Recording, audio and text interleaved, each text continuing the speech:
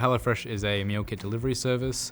We've been running for about a decade and hitting almost 20 different countries. So we aim to provide meal kits that are healthy, correct portioned, and easy to cook.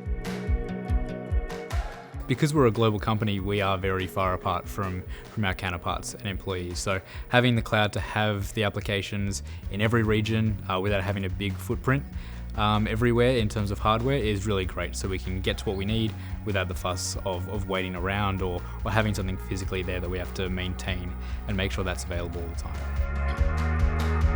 The biggest one recently has been able to get our Catalyst fleet into the monitoring as well. Something very new and we wanted to try out. But having that has then kind of decreased the issues of hopping into every single switch in our campus to find the problem. We now have that single pane of glass that everyone wants to dive in and have a look at issues.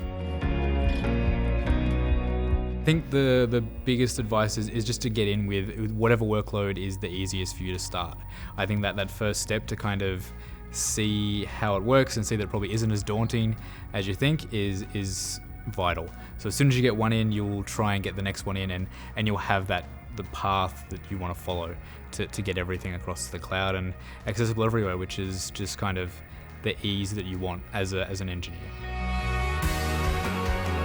We're already starting to roll out these larger smart warehouses and they'll kind of utilize a lot more intelligence into how they want to do their production line stuff. I think right now is that opportunity to bring it all together, not just have us as a platform and them as taking customers of that network.